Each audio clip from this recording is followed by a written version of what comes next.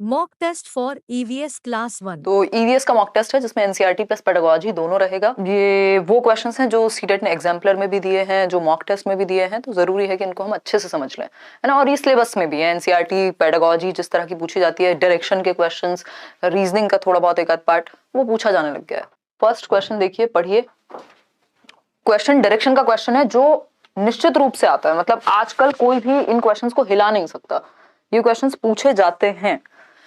With respect to the location of Delhi, Delhi के location को अगर हम ध्यान में रखें तो in which directions are Gandhinagar capital of Gujarat.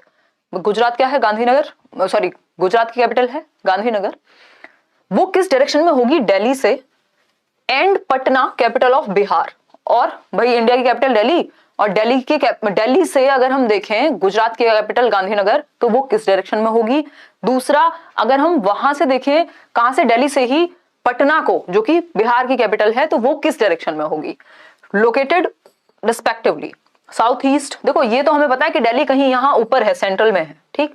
अब दिल्ली से अगर हम नीचे जाएंगे तभी गुजरात पहुंचेंगे, मतलब साउथ में तो जाना पड़ेगा, और गुजरात इधर साइड होगा कहीं वेस्ट में, ठीक, तो साउथ वेस्ट हो जाएगा। दिल्ली से पटना बिहार कहीं यहाँ कहीं पड़ेगा, यानी साउथ में तो जाएंगे, साथ में ईस्ट में भी जाएंगे, तो साउथ ईस्ट हो जाएगा, ठीक। तो सिर्फ 54% आंसर सही आ रहे हैं, साउथ वेस्ट एंड गलत गलत गलत गलत गलत कर रहे हो भाई, साउथ वेस्ट और साउथ ईस्ट होना चाहिए, ठीक है, साउथ वेस्ट और साउथ ईस्ट होना चाहिए, जो कि ऑप्शन नंबर बी है, जो कि ऑप्शन नंबर बी है। अभी मैं मैप में भी दिखा दूंगी आपको, भाई 4 दिशाएं हैं ना, 4 डायरेक्शंस आर देयर। अगर हम वैसे मेजर देखें तो उसमें देखेंगे तो फिर ज्यादा आ जाएंगी। South west and south east, यानी दक्षिण पश्चिम और दक्षिण पूर्व। देखते हैं कैसे। क्वेश्चन ने क्या पूछा ये समझना बहुत जरूरी है। ये पूछा है पटना के रिस्पेक्ट में नहीं पूछा, दिल्ली के रिस्पेक्ट में पूछा है। तो दिल्ली देखते हैं एक बार। दिल्ली आपका मैप पे यहां है, अगर हम इसको जूम करेंगे तो दिल्ली मैप में यहां है। अगर मैं बात करूं दिल्ली की, तो दिल्ली से कहां जाना है हमें? एक तो देखना है हमें गुजरात, गुजरात ये रहा गांधीनगर, तो इधर जाएंगे, मतलब साउथ नीचे की तरफ तो आ ही रहे हैं, और नीचे में भी वेस्ट की तरफ जा रहे हैं। भाई ये हमारा नॉर्थ है, नीचे साउथ है ही, ठीक। इधर देखेंगे तो ये वेस्ट होगा, और यहाँ पे हमें पता है ये हमारे नॉर्थ ईस्ट वाली जितनी भी कंट्रीज हैं वो यहाँ है, तो ये ईस्ट हो गया, ठीक। ये डायरेक्शन का ज्ञान इतना हमें है बेसिक। तो साउथ नीचे की तरफ आ रहे हैं, और वेस्ट, तो ये हो गया साउथ वेस्ट। अब दिल्ली से अगर पटना की तरफ देखेंगे, बिहार की तरफ, तो साउथ तो यहां भी है, नीचे की तरफ तो यहां भी जा रहे हैं, लेकिन इधर ईस्ट की तरफ जा रहे हैं, तो ये हो गया साउथ ईस्ट। तो south west and south east में पड़ेगा, साउथ वेस्ट में पड़ेगा गांधीनगर, साउथ ईस्ट में पड़ेगा बिहार या पटना की अगर हम बात कर रहे हैं। तो आंसर हो गया हमारा south west and south east, जो कि ऑप्शन बी में ही था। एक क्वेश्चन जरूर आता है मैप से, मिनिमम एक, नहीं तो 2 से 3 भी आ जाते हैं कई बार, तो ये आपको पता होना चाहिए, B option, south west and south east. What should be avoided in anecdotal records? Anecdotal records जो घटनाओं को या कुछ भी अच्छा होता है उसकी थोड़ी सी व्याख्या इसमें होती है कम शब्दों में, ठीक। तो यहाँ पे बात हो रही किस चीज को अवॉइड करें एनेक्डोटल रिकॉर्ड्स में, जो एनेक्डोटल रिकॉर्ड्स हैं उनमें किन चीजों को अवॉइड किया जाए। तो पहला ऑप्शन है आइडेंटिफाइंग मेनली प्रॉब्लमैटिक सिचुएशंस, यानी सिर्फ प्रॉब्लमैटिक सिचुएशंस को आइडेंटिफाई करें, नहीं किसी दिन कुछ बहुत अच्छा हुआ है उसको भी और प्रॉब्लमैटिक है उसको भी, लेकिन ओनली नहीं आएगा या मेनली नहीं आएगा, तो इसलिए ये बात गलत हो गई। आइडेंटिफाइंग स्ट्रेंथ्स एंड वीकनेसेस, यानी जो बच्चे की स्ट्रेंथ्स है और वीकनेस है उसको पहचाने, किस दिन उसने कुछ नेगेटिव किया, किस दिन कुछ पॉजिटिव किया, दोनों को हम क्या कर रहे हैं, एनेक्डोट बना रहे हैं, दोनों के नोट्स ले रहे हैं एक तरह से। Making statements of judgement, judgement का नहीं यहाँ पे कि ये गलत है या सही है, आपने जस्ट एज इट इज जो भी घटना होती है उसको आप नोट डाउन करते हैं एनेक्डोटल रिकॉर्ड्स में, जो भी स्ट्रेंथ है वीकनेस है उन सब को आप उन सबको देख के आइडेंटिफाई कर पाएंगे। Identifying areas of interest and relationships, भाई बच्चे का इंटरेस्ट किस तरफ है ये आपको घटनाओं से पता लग जाएगा, उसकी एक्टिविटी से पता लग जाएगा। दूसरा रिलेशनशिप्स, बाकी जो चीजें हैं आपस में वो किस तरह से जुड़ करके काम कर रही हैं। तो आंसर क्या है, या तो बी सही है या फिर डी सही है, ए और सी तो गलत लग रहे हैं, तो बी या डी में से कोई एक सही होगा, बी या डी में से कोई एक सही होना चाहिए। बी और डी दोनों सही हैं, बी और डी का कहीं बन रहा है कॉम्बिनेशन, या तो कुछ टाइपिंग मिस्टेक है। देखो एक बार, A and C identifying mainly, अच्छा एक सेकेंड, देख रहे हो मैंने ही उल्टा पढ़ लिया क्वेश्चन, समझो। व्हाट शुड बी अवॉइडेड, क्या नहीं होना चाहिए, इस बात पे ध्यान है। मैं ये देख रही हूं क्या होना चाहिए, तो गड़बड़ होनी ही है। देखो मेनली सिचुएशन जो है प्रॉब्लमेटिक हम रिकॉग्नाइज करें, ये नहीं होना चाहिए, अवॉइड किया जाना चाहिए। तो ये बात सही हो गई। स्ट्रेंथ वीकनेस तो सही है। मेकिंग स्टेटमेंट्स ऑफ जजमेंट, ये बात भी गलत है। तो ए और सी ये दोनों गलत हैं इसीलिए सही है क्योंकि पूछा ही गलत है। ठीक है, A and C are right. क्यों? क्योंकि mainly identifying mainly problematic situations, ये अवॉइड करना चाहिए। दूसरा, जजमेंट पास करना अवॉइड करना चाहिए। बाकी के दोनों एक्सेप्टेबल हैं। ठीक है बात। तो ये क्वेश्चन थोड़ा सा घुमा देते हैं। अगर गलती से भी आप गलत पढ़ लें, जैसे अभी मेरे साथ हुआ, मैंने अवॉइडेड मेरे दिमाग से निकल गया, या नॉट लिखा हुआ अगर दिमाग से निकल जाएगा तो प्रॉब्लम हो जाएगी, 1 नंबर फ्री में पानी में चला जाएगा। Certain reasons have houses smeared with cow dung. कुछ ऐसे क्षेत्र हैं भारतवर्ष में जहां पे काउ डंग यानी जो गाय का गोबर है उससे हाउसेस को लेपा जाता है, एक तरह से गोबर से ढके जाते हैं वो। Why do people in these regions cover the floors and walls of their huts with cow dung and mud?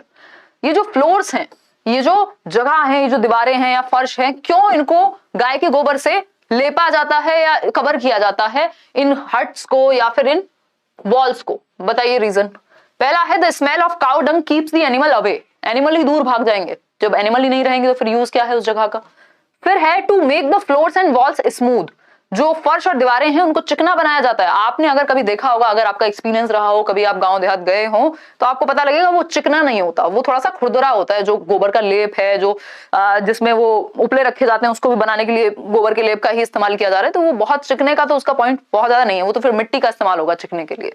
तो ये अपने आप में ही गड़बड़ है, ये भी अपने आप में गड़बड़ है, क्योंकि इसमें तो हम रखेंगे जो भी एनिमल्स वगैरह हैं। These are easily available materials in that region। ये एक रीजन हो सकता है बट सही रीजन नहीं है। मटेरियल तो और भी होंगे, मिट्टी तो होगी। ठीक, तो ये एक्ट नहीं लग रहा। फिर है to make it water resistant and work as an insulator. ये बेस्ट ऑप्शन है कि ये एक तो वाटर रेसिस्टेंट के रूप में काम में आता है, अचानक से एकदम से चीजें अंदर खराब नहीं हो जाएंगी, हल्का सा भी पानी लगेगा तो। और दूसरा रीजन ये है कि हीट वगैरह को क्या करने के लिए, ट्रैप करने के लिए, गर्माहट बनी रहे वहां अंदर, ये इंसुलेटर का काम करता है। और कुछ जो क्या कहते हैं उसको, बैक्टीरिया वगैरह, उनको भी अवॉइड करने में मदद करता है। तो D option is the right answer. In which one of the following states the meaning of Torang, Torang जो कि जिसका मतलब होता है जंगल, ये कौन सी भाषा का शब्द है या किस स्टेट में बोली जाती है? ये फटाफट से बताओ कौन सी भाषा है। ये तो आप लिख के बताओगे, और स्टेट तो यहां से आपको चूज ही करना है कि जगह कौन सी है। तो ये झारखंड में बोला जाता है, ना उड़ीसा में, ना मिजोरम में, ना असम में। झारखंड में तोरांग जो शब्द है उसका मतलब होता है जंगल। तोरांग का मतलब है जंगल।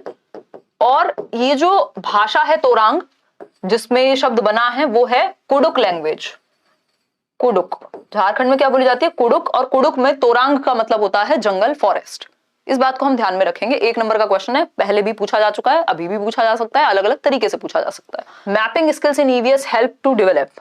ईवीएस में जो मानचित्रण कौशल है, जो अभी जैसे आपसे डायरेक्शन क्वेश्चन पूछा, वो मैप से तो रिलेटेड है कि भाई दिल्ली से पटना किस तरफ होगा। तो इस तरह की जो स्किल्स हैं बच्चे की, वो क्या हेल्प करेंगी बताइए एक बार। मैपिंग स्किल्स का क्या इस्तेमाल है? मैपिंग स्किल्स किस चीज में हेल्प करते हैं, क्या डेवलप करने में, किस चीज का को विकसित कराने में? The skill of drawing landscape, landscape खींचने में बच्चा कौन सा मैप बनाने जा रहा है। Recording skill, understanding of relative position of place, the skill of predicting and calculating. इनमें से कोई भी गलत नहीं है, बट बेस्ट क्या होगा? बेस्ट होगा कि बच्चे की अंडरस्टैंडिंग यानी बच्चे की समझ रिलेटिव पोजीशन ऑफ प्लेसेस के बारे में, जो सापेक्षता है कि कौन सी चीज किस तरफ पड़ेगी, इसके बारे में, डायरेक्शन की थोड़ी सी समझ, उसकी पोजीशन की थोड़ी समझ, जगहों के बारे में बेहतर होगी। तो C option is the right answer over here. Under whose leadership constitution of our country is created. ये भी क्वेश्चन पूछा जा चुका है। हमारे देश का संविधान निम्नलिखित में से किस व्यक्ति के नेतृत्व में बनाया गया था, तैयार किया गया था? पहला ऑप्शन है मोहनदास करमचंद गांधी, डॉक्टर भीमराव बाबा साहब अंबेडकर, या फिर सर्वपल्ली डॉक्टर राधाकृष्णन, या फिर सरदार वल्लभ भाई पटेल। क्वेश्चन नंबर, इसमें आप लोग आंसर कर रहे हैं 89% बी ऑप्शन। बिल्कुल सही बात है।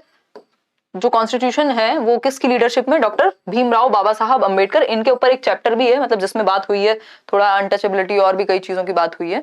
ठीक है, तो ये क्लियर आंसर हुआ B option. Select from the following a group of birds each member of which is able to see distinctly the object of 4 times as far as we can see। यानी पक्षियों का वह समूह चुनिए इन 4 options में से जो मनुष्यों की तुलना में 4 गुना बेहतर देख सकता हो। ये क्वेश्चन मल्टीपल टाइम्स पूछा गया है सीटेट में, मल्टीपल टाइम्स, कि मनुष्यों की तुलना में 4 गुना बेहतर कौन सा समूह? कई बार पूछ लेगा आयरन किस में ज्यादा है, उन 4 चीजों का समूह। तो ये 3-3 का पेयर या इस तरह का एक ग्रुप बना देता है जिसमें आपको पहचानना होता है। देखिए, क्रोज, काइट्स, नाइटेंगल्स, ईगल्स, पिजन और पैरट्स, डव्स, क्रोज, पिकॉक्स। देखो आपने सुना होगा बाज के जैसी नजर, है ना, चील की भी बहुत तगड़ी होती है, काइट्स, वल्चर, गिद्ध की भी, वो गिद्ध याद होंगे आपको, कौन सा रामायण में जो थे, क्या नाम था उनका, तेरे को याद है? हाँ, बोल दे, अरे बोल दे ना भाई, हमारा भाई तो शर्मा रहा है, उसने देखी है रामायण खूब कई बार, और मैंने भी बहुत देखी है, बट मेरे दिमाग से निकल रहा है नाम, है ना, अरे बोल दे यार, जटायु, एग्जैक्टली। हाँ, तो वो उनका ध्यान, उनकी जो नजर थी वो कितनी तेज थी, ठीक। ईगल्स, काइट्स, वल्चर, आप उसको भी देखते हो, जो चील है वो सांप को उठा के ले जाती है ना, तो इनकी ये जो पूरा ग्रुप है, इनकी 4 गुना ज्यादा बेहतर आईसाइट है ह्यूमंस से, और ऐसे ही किसकी, टाइगर की भी बहुत अच्छी है। तो इन चीजों का हमें ध्यान रखना है, ये बार बार क्वेश्चन पूछे जाते हैं। Today we can not think of food without chillies, यानी बिना मिर्च के हम सोच नहीं सकते खाने के बारे में। मैं तो स्पेशली, मतलब मेरे को थोड़ी सी तो चाहिए ही हरी मिर्च। These were brought to our country by traders coming from, ये हमारे देश में कहां से आने वाले व्यापारियों के द्वारा लाए गए थे, कौन, चिलीज, मिर्च की बात हो रही है, फटाफट से बताइए। अफगानिस्तान, साउथ अमेरिका, इंग्लैंड या साउथ अफ्रीका? देखो मैं हटा देती हूँ, इंग्लैंड से नहीं आई, अफगानिस्तान से नहीं आई, या तो साउथ अमेरिका या साउथ अफ्रीका। बहुत ही अच्छा लग रहा है कि आप लोग कंफ्यूज नहीं हो रहे हैं इस तरह के ऑप्शन देख के। 94% आंसर कह रहे हैं साउथ अमेरिका, नहीं तो साउथ अफ्रीका भी कई लोग समझ सकते थे, जो कि गलत हो जाता। ठीक, साउथ अमेरिका से, दक्षिणी अमेरिका से ये ग्रीन चिलीज को ब्रॉट किया गया, मतलब लाया गया, ठीक है, मिर्च, जो हरी मिर्च के आप स्वाद लेते हैं। आगे बढ़ते हैं, अलग अलग मसाले अलग अलग जगह से आए थे ना, याद होगा आपको। साउथ अफ्रीका से क्या लाए थे ये भी लिखिएगा कमेंट्स में बाद में।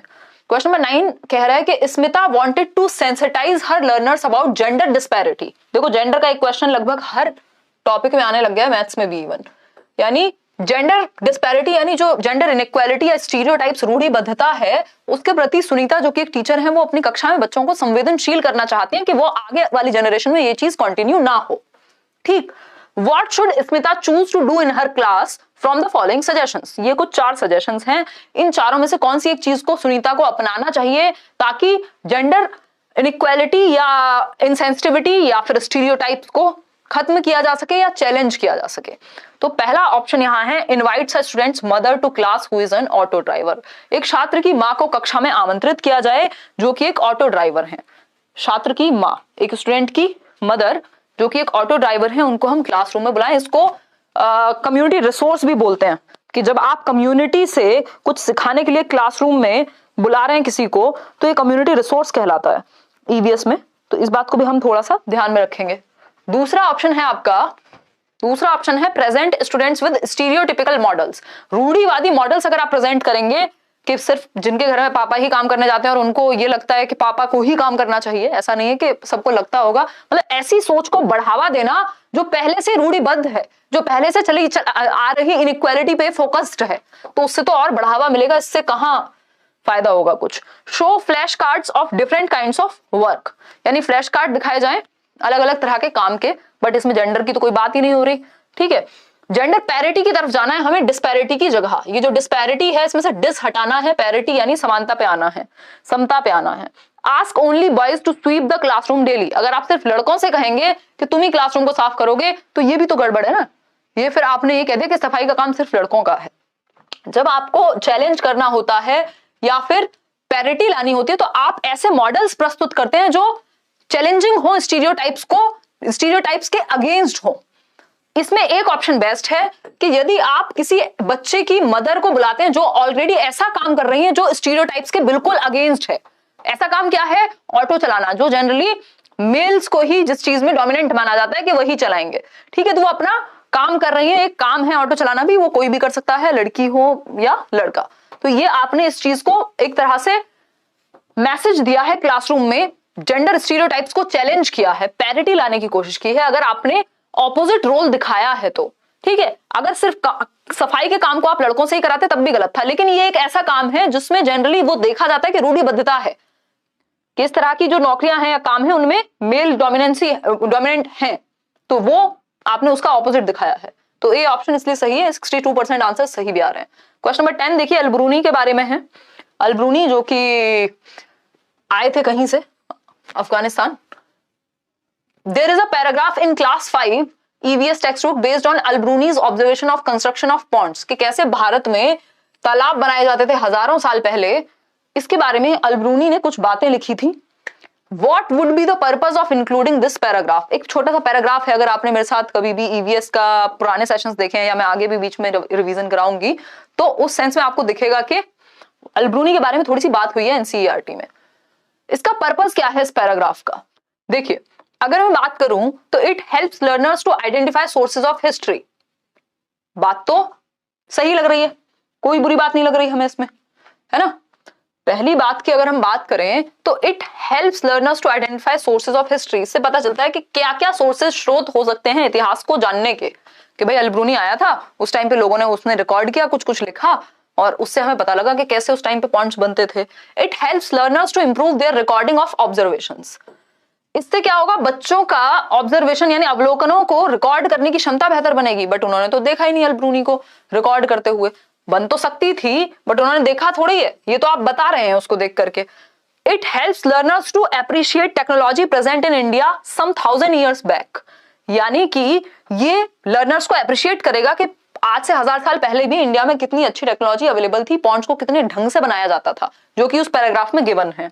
It helps learners to appreciate the role of evidence in history. History में एविडेंस का क्या रोल है, इस बात को जानने में भी मदद मिलेगी, जिसको हम नकार नहीं सकते। देखो, नकार तो हम बी को भी नहीं सकते, बट हमारे पास चारों ऑप्शन ऐसे हैं नहीं जिसमें हम चूज कर जाएं, ठीक। तो इसलिए हमें बी के साथ नहीं जाना, बी से बेटर ऑप्शंस यहां हैं। आंसर होगा AC D।